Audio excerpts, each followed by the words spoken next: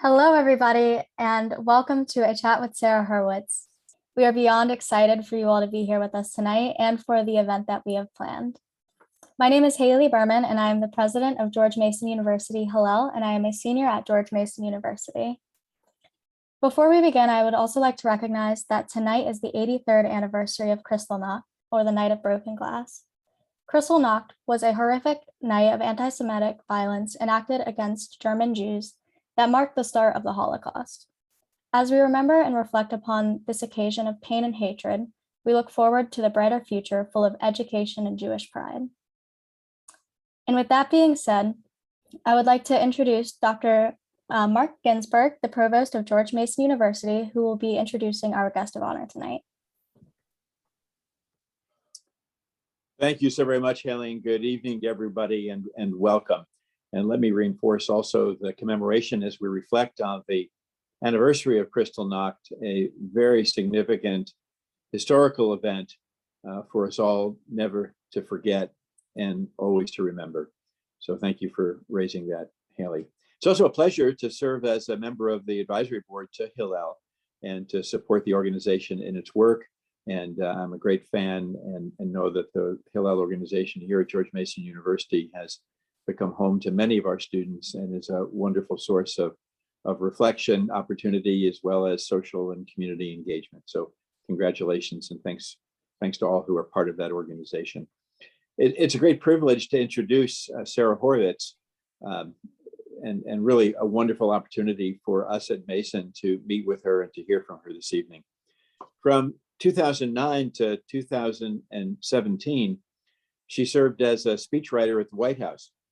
First, Sarah was a senior speechwriter for President Obama, and then transitioned to become the head speechwriter for First Lady Michelle Obama.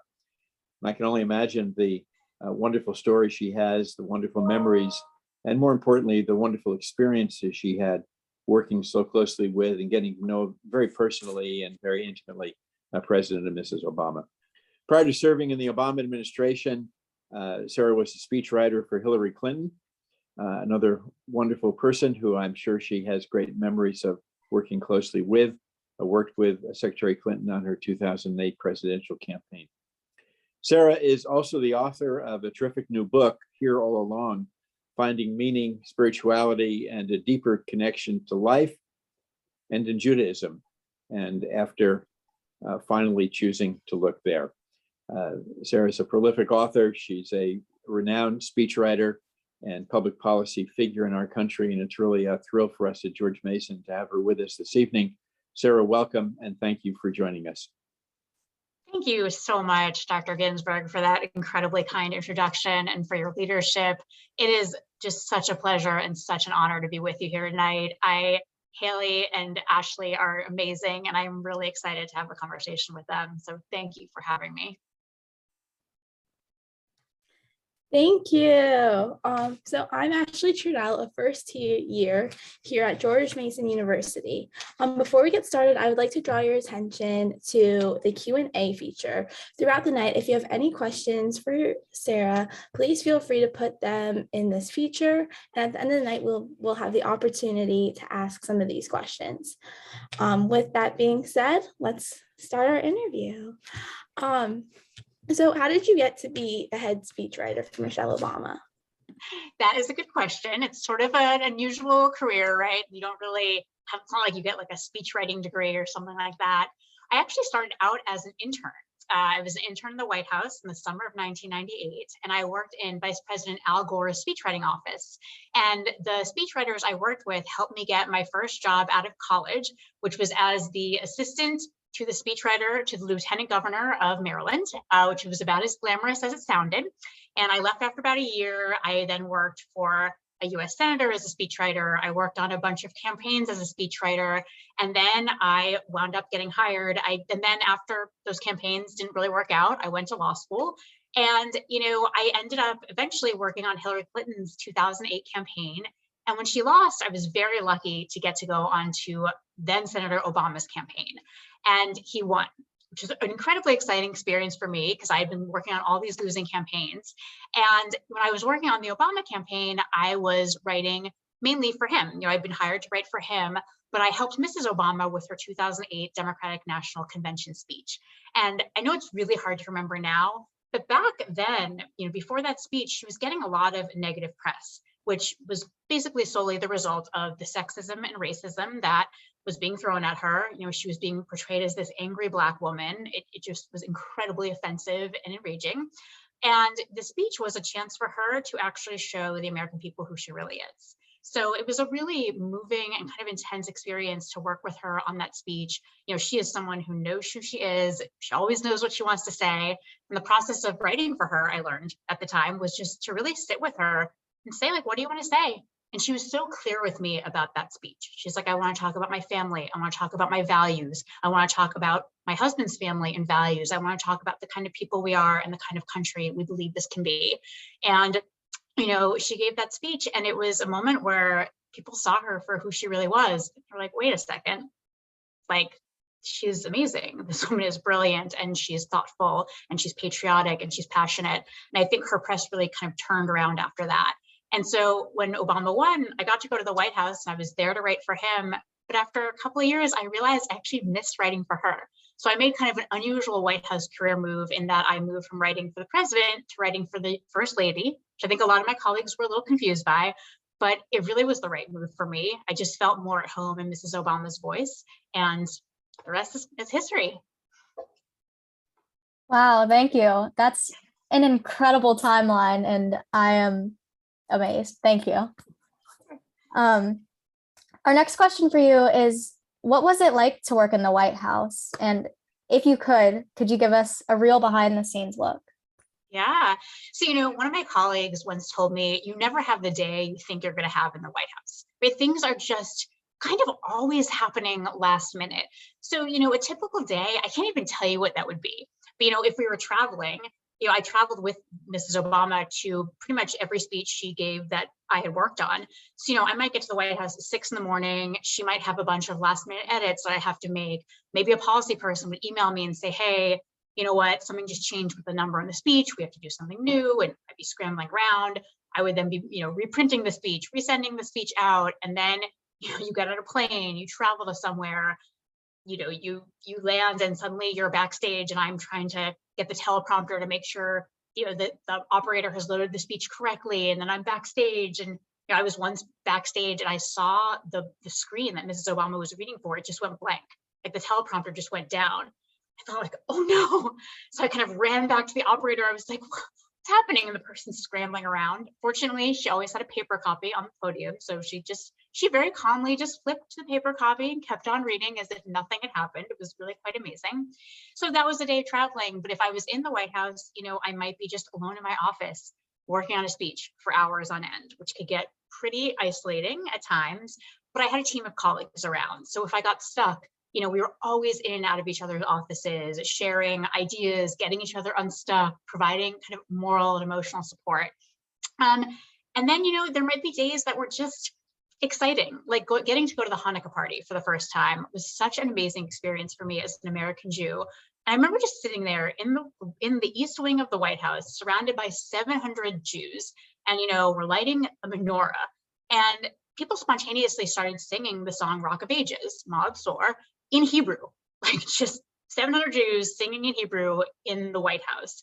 I remember thinking, not only could my grandparents never have imagined this, like my parents never could have imagined this. I think that White House was just, it was so diverse, and it was such a celebration of so many different cultures and heritages and backgrounds. And as a Jew, you know, seeing the Passover Seder every year, the Rosh Hashanah phone call to rabbis, the Hanukkah party, you know, there was a constant real celebration of Jewish life and culture in there. And I loved every minute of it. I stayed for 8 years, as did many of my colleagues, which is pretty unusual. So that gives you a sense of what a joy it was to work there.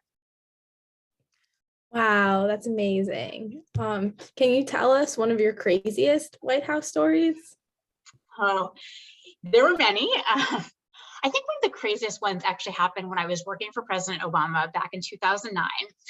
Some of you may remember that this was when we were in the middle of an epic recession, which many people thought was going to be the next Great Depression. I mean, literally headlines were saying are the banks going to collapse? Is this going to be the next Great Depression?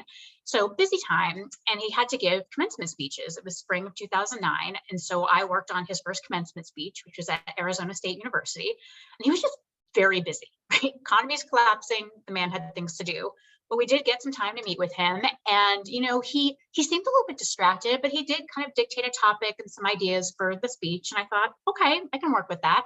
So I spent like 9 days painstakingly crafting the speech that I thought he had asked for, got it to him a week in advance, didn't hear anything, and thought, oh, he must like it. Right. The morning of the speech, I get awoken by a call from the Oval Office saying, hey, the president wants to meet with you in the Oval Office right away. And, I was like, she'd just gotten out of bed. I wasn't even ready to go yet. And I just remember thinking, this is not good, right? He is not meeting with me to be like, good job, Tiger, go champ.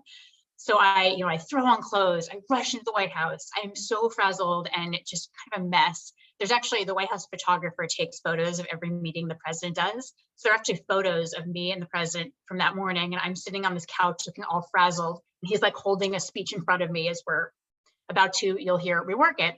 He says to me, look, Sarah, I apologize, but I didn't get to look at the speech until last night. And this just is not the speech I want to give today. And I thought like, okay, that's not great. Speech is tonight in Arizona, but you don't say to the president, say that to the president. So I said, no problem, sir. What would you like? And he dictates an entirely different topic for a speech and then just starts dictating this language, these ideas and themes. And I'm thinking, this is not good. So I like run back to my office and I start writing a new speech. And my colleagues are kind of running around and helping me. I'm writing, I'm redrafting. A few hours later, I get him a new draft. And he says, okay, this is a good start, but I see too much of the old speech in there. This needs a lot more work. So I'm rewriting. And I realize I'm about to miss the motorcade that drives staff from the White House to Air Force One. And I call our schedulers. I'm like, I need more time. I'm not going to make it. And she said, okay, don't worry. I'll get you on Marine One, the helicopter with the president. Because while staff leave an hour before takeoff, the president leaves like 10 minutes before takeoff because he just takes a quick helicopter ride. So I thought that's kind of cool. So got another hour of work on the speech, run to the helicopter. I'm like holding my laptop. I've got papers dripping everywhere. I get into the helicopter and it's so tiny inside. You don't realize how small it is inside that Marine One. So, my knees are almost touching the president. I'm kind of like hunched over working on the speech. And as we are flying over the Washington Monument, over the Washington Mall, he looks over at me and he says, hey, what are you doing? Look out and enjoy the view. It's like, oh, okay, sure, that's your speech today, but all right. I remember thinking how kind he was to actually care about what some random mid-level staffer is experiencing on this helicopter. But anyways, we get on the plane, still rewriting the speech. The computers on Air Force One were very slow at the time. There was almost a keystroke delay. So I would like press the key and it would be like, ping, press, ping. Like, it was ridiculous. So then we're landing. And of course the printers are very slow too. And our trip director is like, get off the plane, you're gonna miss the motorcade again. So I'm like rushing off the plane, jump into the motorcade. We're still rewriting the speech in the motorcade. We get to the event and I just think like, okay, I always would tell junior colleagues who I work with, you get to a point in some speeches where it doesn't have to be good, but it does have to be done. I'm like, okay, this isn't going to be good. It's done. We'll just soldier through this. It will be bad. And I'll never think about this day again.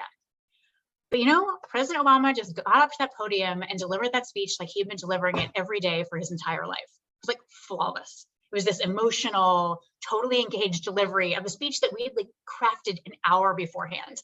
And I was just so blown away by him. And he just stepped back off, got back in the motorcade, got on the plane, and he was like, well, yeah, I think that went well. Okay. And just never broke a sweat. It was really something. So that was probably my craziest day in the White House. I cannot imagine being woken up to a call that important. I think I would freak out just by having my boss or my professors or something coming to me saying that something was missing. I cannot imagine the level of pressure that you were under. That's insane. It was a lot. And also the White House photographer at the time was Pete Souza, correct? That's right. It was. I love him. He is great on social media and has some amazing books of photographs, and it's very funny. Yes. I'm also a photographer and he's one of my top favorite photographers ever. Oh, great. Thank you. So our next question for you is, so why did you decide to write a book on Judaism after leaving the White House? It seems like an unusual choice to go from one directly to the other. What You don't think is your that's like college dream? you don't think that's like an obvious next step? I mean, I thought it was very clear. No, I'm kidding. I actually reached out to a political pundit for advice when I was thinking about doing this, and she was like, "Oh no, no, no, no, no, no, no. Your first book should be about politics or Michelle Obama or speech writing, and then you can write that weird book that no one will ever read." I was like, "Oh, that's harsh." I mean, the short answer is, I grew up without a lot of Jewish background, kind of went to Hebrew school. My family dragged us to the twice a year High Holy Day services. I didn't like it. I became a bat mitzvah and I was like, I'm out. I'm done. Nothing to see here. If I want meaning or connection or identity, I'll just have to look elsewhere. If you fast forward about 25 years later, and I was 36 years old, I broke up with a guy I was dating. I had a lot of time on my hands, and I wound up just randomly enrolling in an Intro to Judaism class at the local Jewish community center. I'd gotten an email about it. I figured, all right, I should know something about this religion that I guess I'm somehow affiliated with. I just needed something to do so I wouldn't be lonely. And, what I learned in that class just blew me away. It was just 4,000 years of crowdsourced wisdom from millions of people about what it means to be human, about how to be a good person, about how to lead a worthy life, about how to find profound adult spiritual connection that was not God is a man in the sky who controls things, but actually a lot of depth and complexity and sophistication. I just thought, like, where has this been all my life? And so I started reading. I took more classes, I read hundreds of books, and I found it so challenging to learn about Judaism as an adult, because there were all these great like intro nuts and bolts books, but they were kind of how-to and kind of basic. And then there were all these academic books that were just excruciating. I mean, they were so esoteric and just impenetrable. I thought, like, where is the book that I need? A book that, yes, covers the basics, but also just unearths the most radical, transformational, inspiring wisdom that Judaism has to offer us today in our lives every day. And so that's really the book that I set out to write. Well, the person you spoke to was incorrect. I read it and I loved it. So it seems like you were taking a risk when you were willing to take the risk to write the book. What role has risk and failure played in your career throughout? My gosh, such a huge role. I mean, it's funny when I think it's easy when you look at someone's resume and you're like, oh, look at all these positions. Their life was just a linear series of orderly successes. And that is just not true of anyone who has an interesting career. When I look at my own career, my first job out of college was a failure. My second job out of college was also a failure. I wrote for a US senator. I don't even know why they hired me. I was 22. I was a good writer, but I didn't know how to write speeches. And after a year, they were like, hey, we hear you applied to law school. You should go. I mean, it was very harsh. And I thought, like, okay, I'm a failure as a speechwriter. I'm never doing this again. And then I randomly happened to meet a guy named Josh Gottheimer, my third week of law school. Some of you may know him now as a US congressman. But back then, he was just a law school classmate who'd previously been a speechwriter for President Clinton. And the two of us started freelance speechwriting together. And he really taught me how you write a speech, like totally random, right? And then we got jobs on General Les Clark's campaign in 2003 for president. He lost. We got jobs on John Kerry's campaign in 2004 for president. He lost. I got a job on Hillary's campaign in 2008. She lost. But this is 2 failed jobs and 3 losing campaigns. So if you think that, people who have interesting careers, it's all about just a series of successes, that is not true, right? These are many failures and losses before something really worked out. So failure has played a huge role in my career. I also think risk has played such an important role. I am such an anxious and risk-averse person. I hate taking risks. And that actually would have served me very badly if I had honored that fear.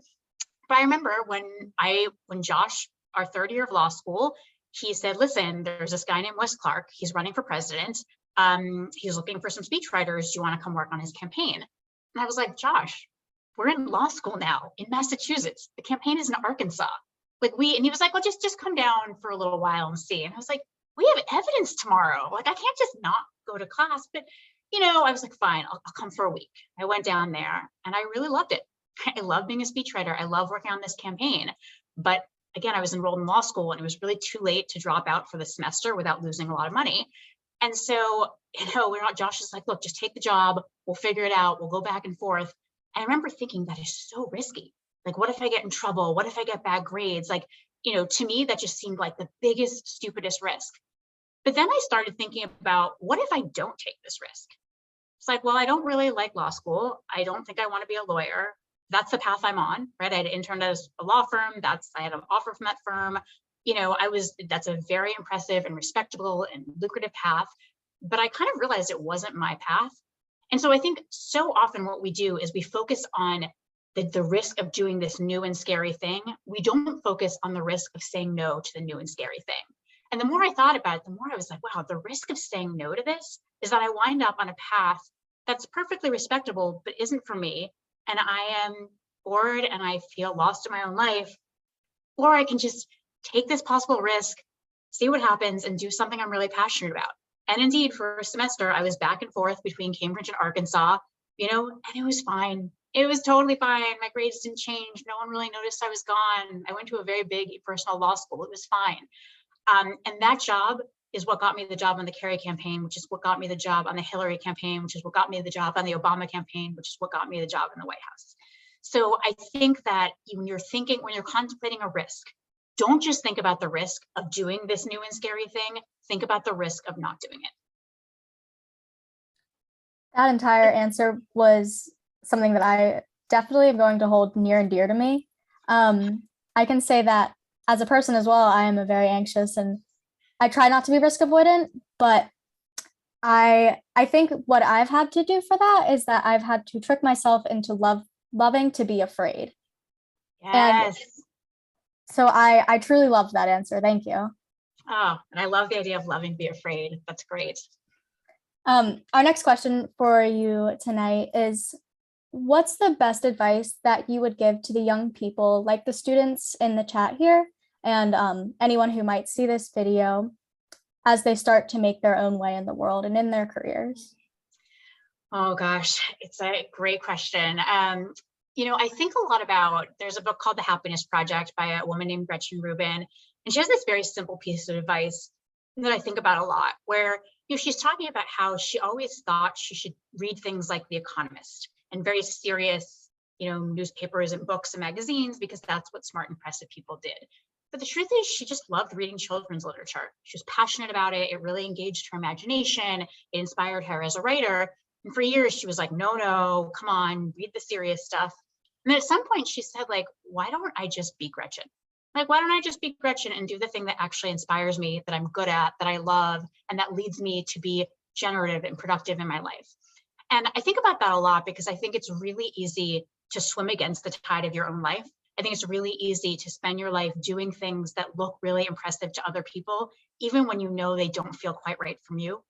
Even when you feel a little numb, a little checked out on the inside, but everyone's giving you so much praise, you just think, well, okay, I guess this is a life, right? I guess this is good enough. The praise is kind of enough, and the prestige and whatever accomplishments you can kind of rack up, that's enough to get you through the day. But at some point that runs out. Okay? At some point that just starts to really run thin. And, look, that said, you can't always do the thing that you're passionate about, right? Maybe you have student loans. Maybe you have a lot of debts. Maybe you have really serious family responsibilities. Maybe you have mental or physical health challenges that you're dealing with, right? This is life. We can't always do the things that we're deeply passionate about in the moment. But what I would urge you is don't lose sight of that passion that you have. Keep it up in some way. Even if maybe you have to work a job you don't want to work for 5 or 10 years to pay back your loans or to care for your family, okay, maybe you can take just 2 hours a week. Let's say you're passionate about writing poetry. Write that poetry, or you're passionate about acting, take an acting class, just something to kind of keep up your passion until you have more of the time and the space to pursue it. And I think, the happiest I've been, and I won't even say happy because that has a connotation of fun, but I would say that the most fulfilled I've felt and the most meaning I've had in my life has been when I've just looked really deep and been very honest about what does it mean to be Sarah here? I could have, after the White House, I could have continued to work with Mrs. Obama, who I adored and who was the best boss ever.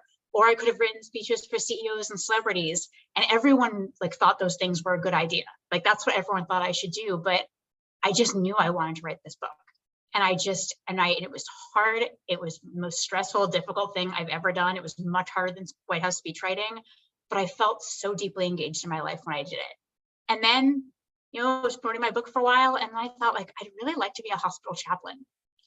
What? So random. But I just decided, everyone's like, why would you do that? Just go like write speeches for people. It's not what I want to do. So now I'm training to be a hospital chaplain. I'm not going to do it full time, but it's something I want to do part-time or as a volunteer. And it's informing the next book I hope to write. So I think just really trying to perceive like, what is the thing that just lights up my brain and how do I follow that passion and that light? I love that like reference of like light and those like bright spots. And that was a beautiful answer. Thank you. So in all of your Jewish learning, what most has inspired you and transformed your life? How do you like incorporate your Jewish values into your career? Yeah, I mean, I think there's so much about Judaism that inspires me, but I think if I were to articulate just the most core beating heart idea of Judaism that I think just affects how I live every day, it's this idea that we're created in the image of God, which like whether or not you believe in any kind of God or higher power, it really doesn't matter, in order to understand what this means. The idea that we're created in the image of God, it's understood in Jewish tradition as beautifully stated by a rabbi named Ditz Greenberg. What it means is that we have these three kind of inalienable dignities, is what Greenberg calls them. Number one, we're all infinitely worthy, right? You can't put a price on a human life. Number two, we're all equal. No one is any more or less valuable than anyone else. And number three, we're each totally unique. There is no one else like us on this planet. And the reality is like, none of us actually believes that, right? Like you might say that we do, but we don't. I mean, you think about the number of times that probably every single one of us has walked by someone on the street who said like, hey, can you help me? Can you spare $1? And we've been like, oh, I'm sorry, not today. Or like, oh, maybe we've given $1, but then we've kind of moved on. But if that person, if you had looked over and that person was a celebrity, right? Someone really famous who and you would probably stop, you'd want their autograph, you'd really engage with them. We fundamentally don't think a celebrity is equal to someone who's really struggling. We value people differently based on their wealth, their status, their fame, their beauty, all of these things. And I think Judaism has this very radical idea that says that no, actually, everyone is infinitely worthy. We're all equal and we're all totally unique. And I think I saw that idea kind of being played out every day in politics with the Obamas, and that every speech I wrote was in some way articulating that idea. If I wrote a speech for Michelle Obama about, educating girls around the world who often don't get to go to school, the point of that speech would be for her to say, each of these girls is infinitely worthy. They are equal to every child on this planet, including my daughters, and each one of these girls is fundamentally unique. They each have a unique world of potential to offer us. So I think that value really drove everything I did as a speechwriter. Kind of along those lines, how do you see the value of Tikkun Olam and social action playing a role in your career? I mean, I think that value is definitely central to my career. And it's, I sort of, when people say like, oh, Judaism is all about social justice, it's like, sure, but so is Christianity and Islam and Buddhism. I mean, every major world religious tradition cares deeply about social justice, as do all decent, secular, atheist people. So, what I think particularly moves me about the very specific approach to Jewish justice, to social justice that Judaism has, is the incredible particularity of it and sensitivity of it. What I mean by that is if you study a Jewish ethical and social justice law, it's really, really detailed, but to the point that it almost seems a little bit silly. So, they'll tell you that if you've made a loan to someone and that person is still financially struggling and can't repay you, and you happen to see them walking down the street, you should actually try not to run into them, because if you do, you might embarrass them or you might stress them out. There's another Jewish law that says that if you walk into a store, if you have no intention of buying an item, you shouldn't ask the store owner what the price of it is. You shouldn't take up their time, because if you have no intention of buying it, that's it's just using them as an object. It's kind of taking their time, it's getting their hopes up, and that's not fair to them. Now it's like, wow, really? We have to be this specific? But what I think that Jewish law is urging us to do is to just be exquisitely attuned to the fundamental dignity and needs of every single person around us. So when I hear the kind of old lie that, oh, Christianity is a religion of love and Judaism is a religion of law, I'm just stunned at how stupid that is, because Jewish law is the way that we reflect and demand of ourselves love, right? It is the on the ground way that we require ourselves to practice love, even when it's hard. And in fact, especially when it's hard, not just when it's easy, but when it's hard, when we don't want to do it. There is some Jewish law somewhere that says, no, actually, you need to help that person. No, actually, if that person is sick, you need to go and sit with them, even if it makes you uncomfortable. If that person is struggling, you need to go and you need to give them you need to assist them, even if that's hard for you. And, I think that kind of particular, kind of granular way of looking at everyone's human dignity, I think that very much informs my approach to politics. Thank you. And I think also like a lot of what you were just saying even touches on chesed a little, which I believe, correct me if I'm wrong, is said in the Torah over 120 times. And Is that it's right? like, I believe so. And it's specifically to have that extra emphasis that Judaism is like main component really is to like passionately provide kindness and love. And I think what you just touched on spoke to that perfectly as well. I completely agree with that. And I think, you look at so many of the laws around chesed and they're about visiting people who are sick. They're about being with and comforting mourners. These are some people, people find this hard, right? We try to avoid people who are sick. We try to avoid people who are mourning because they make us uncomfortable. We don't know what to say. We feel helpless. We feel scared. We don't want to think about ourselves as potentially being in these situations. And Jewish law is like very specific about like, oh, no. You're going to sit by that person's bedside for a while and really talk to them. And like, oh, no. You're going to go to that shiva, which is the a mourning ritual that we do after a funeral, where you go to someone's house and you are going to sit with them and you are going to be with them in their grief. And I think that's a really these are beautiful aspects of Jewish tradition. I agree with you. Thank you. So our next question is prompted by many of the students here want to use their voices to have an impact in the classroom and workplace and in their communities, and really fully encompassing in their entire lives. What are your best communications and writing tips to help them find their voices and to use them to make a difference? Oh, yes. So I think there are three main tips I would give. The first is just say something true, which I don't mean don't lie, obviously don't lie, but what I mean is that, so often when people are thinking about a communication they have to do, whether it's an email, a speech, a memo, a letter, whatever, they ask themselves, what will make me sound smart or funny or powerful or whatever, or what does the audience want to hear? And those are great questions. Those should be like your second and third question. But I think your first question really needs to be, what is the deepest, most important, most helpful truth that I can tell at this particular moment? Like, really get clear on what it is that you want to say. Like, what is actually true here? Now, you can't necessarily blurt out this entire truth, right? That's not a good idea. You are going to have to think about how your audience receives it. But I think it's really bracing, actually. When people say something that's true, especially something that's a little bit uncomfortably true, it's really bracing. You think about Barack Obama back in 2004 at his Democratic Convention speech. I mean, it's kind of amazing. The man started that speech by saying, let's face it, my presence here tonight is really unlikely. And then he goes on to talk about how his father was a goat herder in Kenya. It's like, I've got to tell you, I think he even said he lived in like a tin roof shack. I mean, he went into details. And like no political strategist in 2004 would be like, hey, are you someone with political aspirations in America? Totally tell them about your foreign roots, right? That is just, but he was like, no, this is my story. And he then in the speech, he proceeded to tie it to the broader American story, right? Like it was just, and it was bracing. And he also just named it. He's like, I know what you all are thinking. You're wondering why a Black guy named Barack Hussein Obama is on this stage. I'm going to call you on it. I'm going to name it. And then I'm going to talk about it. And it just was like, it was electrifying. So I think that just that saying something true can be very powerful. Second, just talk like a human being. I don't know what it is, but you see, I've seen so many politicians who like you talk with them backstage and they're warm and funny and dynamic and cool. And then they get behind a podium and they're so depressing.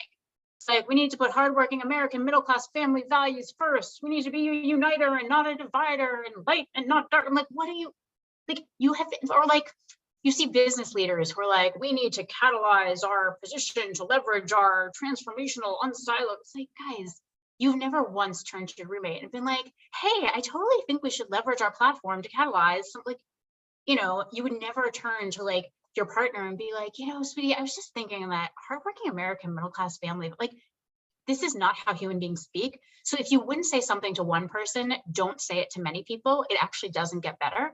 Instead, speak like yourself, right? You like, if you feel like you are, hello, it is a profound pleasure and honor to be here with you today. Like, If you wouldn't say that to your friends or your roommates, don't say it. But if you feel like you are reciting a speech, then sit back and rewrite it. It needs to feel comfortable and natural coming out of your mouth. So talk like a person. And then finally, this is more technical, but probably the most important tip, which is show, don't tell. You know, oftentimes if you're listening to a speech or you're reading some kind of communication and you're bored, it's because the writer or speaker is telling rather than showing. So what do I mean? I'm going to tell you two versions of the story of my friend John. So my friend John, version one. My friend John is just really uptight. He's very precise. He's very exacting. He's very much of a perfectionist, really anxious. Version two of the story, my friend John. I left my friend John alone in my kitchen for 10 minutes, and when I returned, he had alphabetized my spice rack and he was centering the magnets on my refrigerator with a ruler. Now, if I call you tomorrow, which will you remember? The list of adjectives or the images? You'll remember the images. That's how our minds are primed. That's the difference. The adjectives are telling, the images are showing. A real life example of this is Michelle Obama's 2016 Democratic National Convention speech, which she could have started that speech by saying, oh, you know, when we first moved to the White House and it was my daughter's first day of school, I was worried, I was scared, I was uneasy, I was fearful, I was stressed out. Adjectives, telling.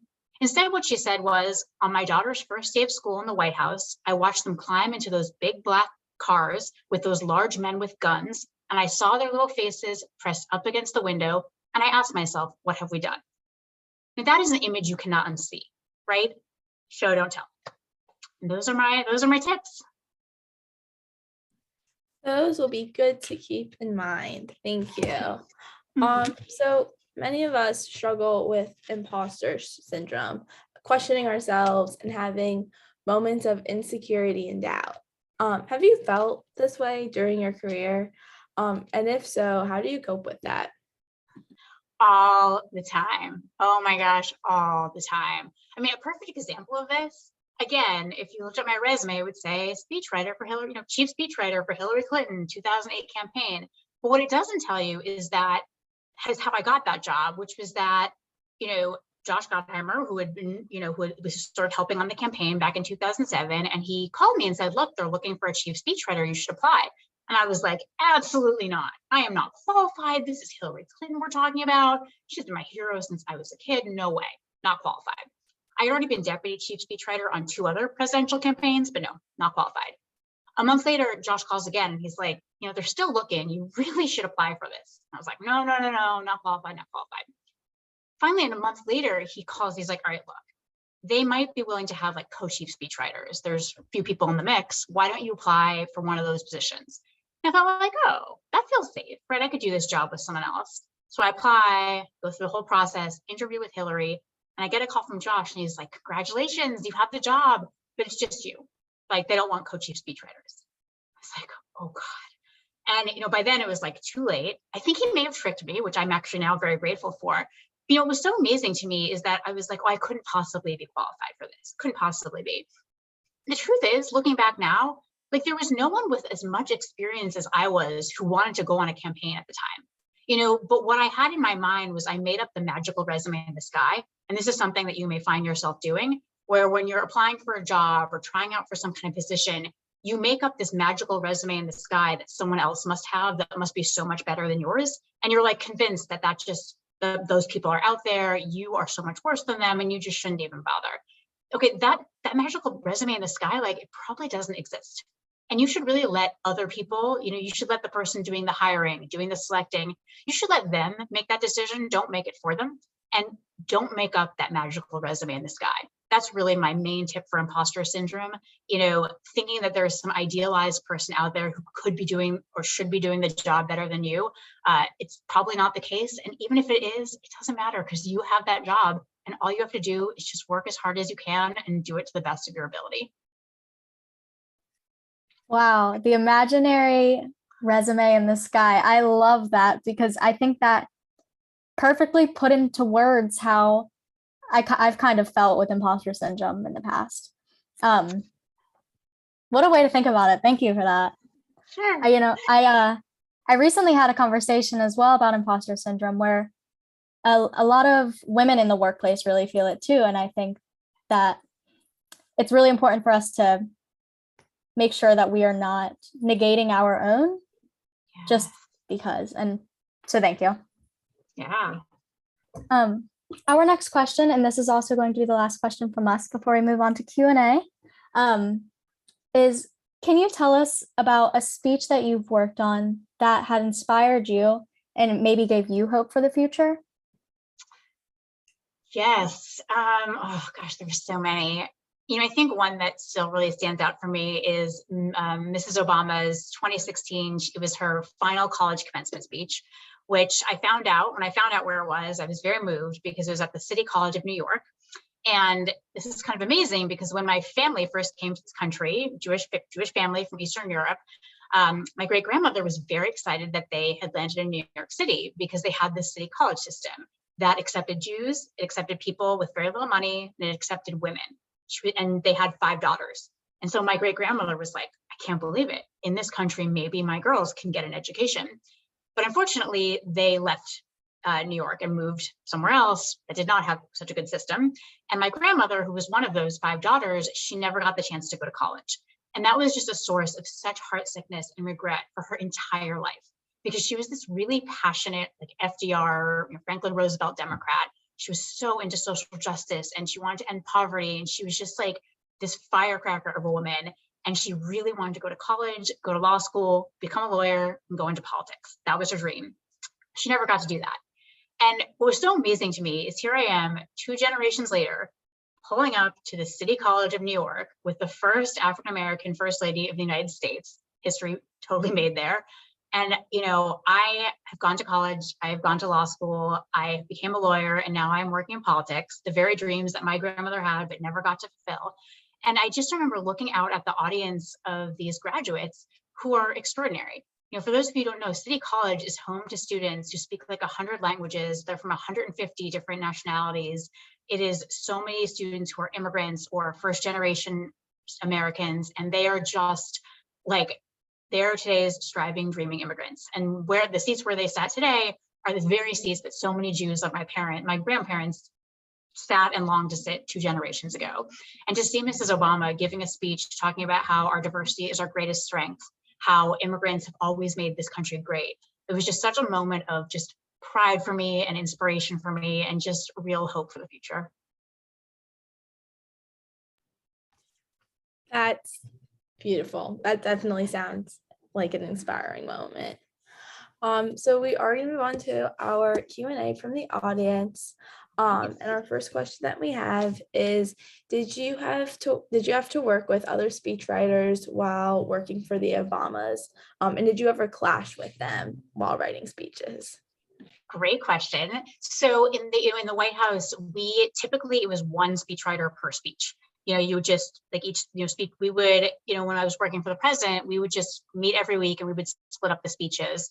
And we all kind of cultivated areas of specialty. Like there was one person who was really into like energy and science and the environment. One person was very into like education, civil rights. I would often do the stuff that had to do with judiciary, legal issues, women's issues. We each kind of had specialties, but so much of what we were doing was on the economy that we all kind of had to know the economy. We all had to do healthcare, and we would just split them up. The one exception was the State of the Union, which generally had 2 speechwriters working on it. One who did the domestic work and one who did the foreign policy work. And those 2 people would work together really closely. And it was funny. We got along really well as a speechwriting team. We really supported each other and helped each other. I think the challenge more came in with our vetting process, which consisted of we would have to send the speech out, for the president, it was probably like 60 to 80 people. For the first lady, it was probably at least 30 or 40 people. You would email the speech to lawyers, policy people, fact checkers, communications people. I mean, so many different people would review the speech and they'd want to make corrections. They'd want to make edits. And sometimes those edits and corrections were good, but often they were terrible, right? They'd be really they'd want to add all this wonky policy language, or they'd have these clunky sentences they wanted to add. And so you just have to negotiate with people back and forth. And that was kind of an exhausting part of the job, because you wanted to make sure it was accurate, but you also just didn't want to make it sound just odd or clunky or legalistic. So that was the main challenge with speech writing. Thank you. And I think that answer might have tied in a little bit to our next question from the audience. However, I do really like this question, so I'm eager to hear your answer. Sure. The question is, how did you go about writing a speech which was to be delivered in reaction to criticism of either President or Mrs. Obama?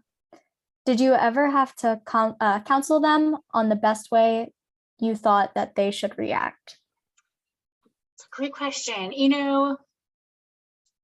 They just had such good instincts. People often would say like, oh, did you coach her in delivery? I was like, no, have you met her? Like, never. I really never did, because she was such a natural with delivery. She was so comfortable with it.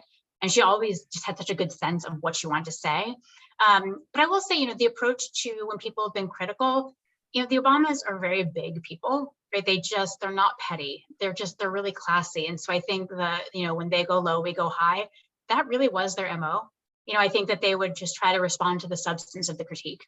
And they would, oftentimes in their speeches, they would acknowledge arguments on the other side, right? They would say, listen, people who disagree with this idea or policy, they argue this, and they wouldn't do it in a snide way, like, oh, they have this stupid argument that makes no sense. They would actually really put forth, like, here is an opposing argument, and here's the response to it.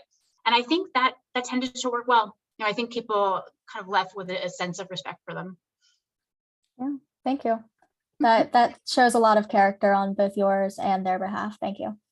Yes. So kind of switching gears, what wisdom do you think the tour can provide for this polarized political movement? Oh my goodness, that is a great question, because we are certainly quite polarized. I'm actually thinking a little bit more of I'm sure the Torah has a lot of wisdom, but what comes to mind is actually something from a little bit later in Jewish history, which was the kind of early rabbis who were, these were way back in the day. We used to make sacrifices to a large temple in Jerusalem and, to worship God, as many ancient people did. The Romans destroyed the temple, and then suddenly we had to kind of like reimagine Judaism. So all the stuff about sacrifices in the Torah, we had to like reimagine it. So there was this big project that these group of rabbis undertook to kind of reimagine Judaism. And, there's basically what, as far as we know, I don't know how historically perfect this is, but it looks like, there were two groups of rabbis there was Rabbi Hillel, who had a bunch of students, and there was Rabbi Shammai. And, the two of them had very different approaches to interpreting law, right? Hillel's tended to be a little bit more humane, a little bit looser, where Shammai was a little bit more rigid, legalistic. And what was interesting is like the House of Hillel was kind of declared I wouldn't say the winner, but like we generally tended to honor the House of Hillel's decisions. And one of the reasons for that is that the House of Hillel would actually study the House of Shammai's decisions and thinking before they issued their own decisions, before they did their own interpretations. And I think there's a lot to be said for that approach in today's time. But I think it is really important to understand where the other side is coming from, even if they're wrong. And you know what, sometimes people are wrong, right? Sometimes people are, and I think it's important to acknowledge that sometimes people are kind of so bombarded by misinformation and by things that just aren't factually true. But it's really important to understand where they're coming from, to understand what misinformation they might have, and to kind of really put yourself in their shoes. If every one of your social media feeds were filled with misinformation, if your friends, your family, everyone around you were repeating this misinformation, if you turned on the TV and you saw official looking newscaster people spewing this misinformation, would it be that crazy for you to believe it? Right? Is that so outrageous? So I think that kind of having that moment of really studying the other side so that you understand where they're coming from, not just the substance of their arguments, but the sort of content of their lives, I think that's an important thing for our polarized world. I completely agree. And I think we can take that in a lot of different directions too, kind of. I think you might have been alluding to. There's so many different instances in our lives where we have opposing ideologies around us. And I think that's important to keep in mind. Thank you. Our next question from the audience says, first off, thank you for your inspiration. And could you please share the name of the course on Judaism that you took that turned things around for you in your search and meaning? Thank you. Sure. So, it's funny. It was a class offered at the local Jewish Community Center, and it was actually a very short class. Like it was just 8 sessions. And so, that opened my eyes to the fact that there just might be something here that would move and inspire me. And then I ended up taking a separate intro class, which was offered by the Reform Movement of America. And they actually, I think, offer classes all around the country. This one happened to be offered in Washington, D.C. at the Reform Action Coalition, which is in DuPont Circle. It's the RAC, it's the social justice arm of the Reform Movement. And it was taught by a wonderful rabbi named Stephanie Bernstein, who was just terrific. And that was a much longer and kind of deeper course that really gave me a good grounding in Jewish thought and tradition and holidays and all of that. But, you know, there are intro Judaism classes everywhere, just everywhere. Synagogues offer them, JCCs offer them, Hillel sometimes offer them. And they're also just great intro books. Like if you don't have time or money or comfort level with taking a course, there are intro books, you know, Rabbi, like I think my book can actually serve as kind of a good intro book. Rabbi Joseph Tolushkin is a wonderful writer who's written just beautiful introductory books about Judaism, as has Anita Diamond. So there's just lots of options out there. Thank you.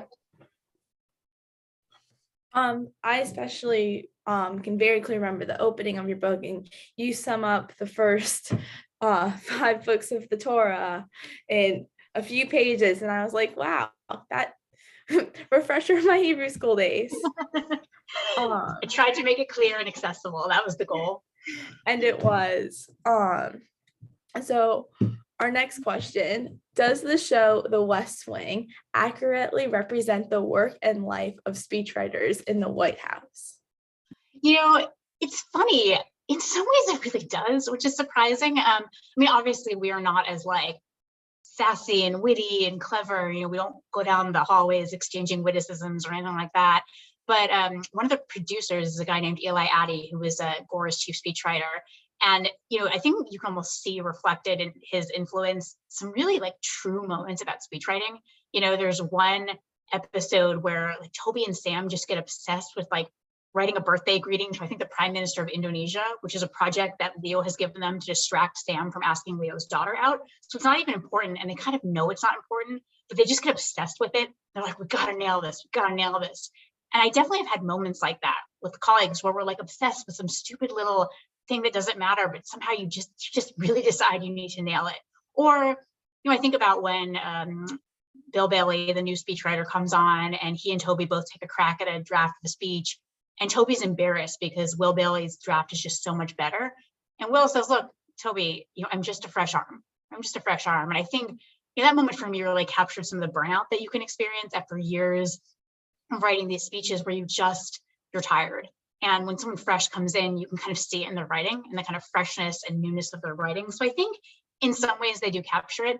In some ways they don't, right? They don't capture the tedium of it, right? The hours spent alone at your computer. They don't necessarily capture the just painstaking work of like going through people's edits and negotiating with them and getting annoyed at them and getting fact checked by them. So there's parts of it they definitely don't cover, but I think there were moments that I thought were pretty authentic. Thank you. Thank you. And so I think that's going to wrap up our actual Q&A section. But before we move on to wrapping up, I wanted to ask you, and I don't mean to put you on the spot, I'm sorry, but if you had any questions for us, or if there are any last final thoughts or anything along those lines. Oh my gosh. You know, I think one question that I have for you guys and your generation is like, how do you do this with all the screens and the phones and the social media?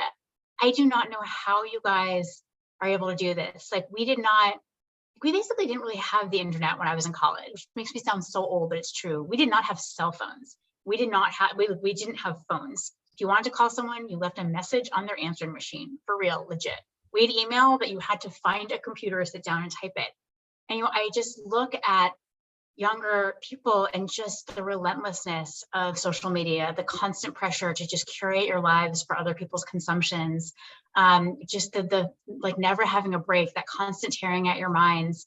You know, I really like, my heart goes out to you because I think it makes it so much harder to live your life. It makes it so much harder to kind of listen to that authentic voice within you that is what you can call it your conscience, you can call it who you really are, you can call it God, whatever it is. But I think you're constantly torn away by that, you know, from that by screens. I think it's really tough. So I just, you know, I guess advice I would give to you is just the more you can be away from your phone, the more you can be offline, the better.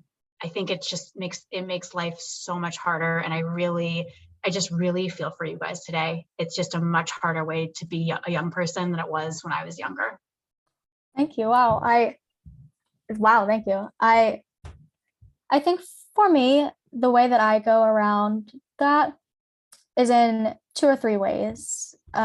First one is like making it a point to be like physically and mentally with someone when I'm with someone, and Yes. making that time personal and making that time,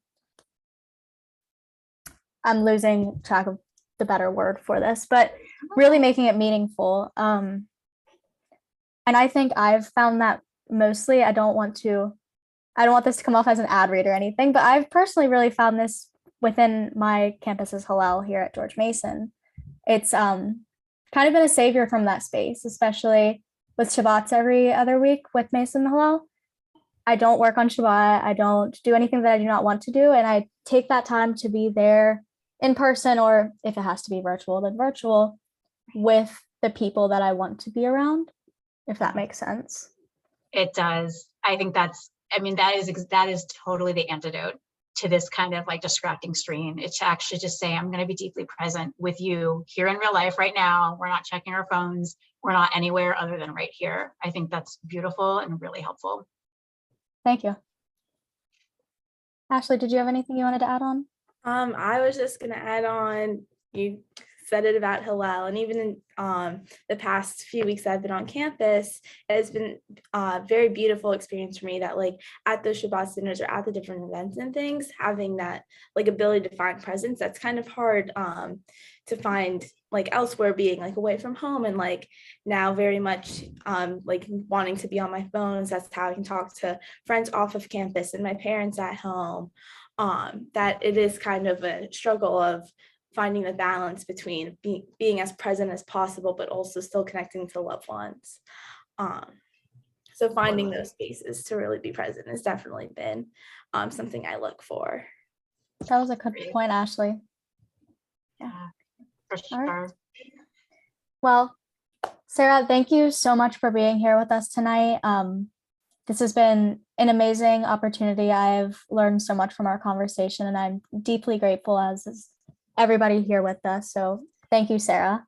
Oh, thank you. It was a total pleasure. And I really wish you all the best of luck in your school careers, your life. And I look forward to seeing what you all do.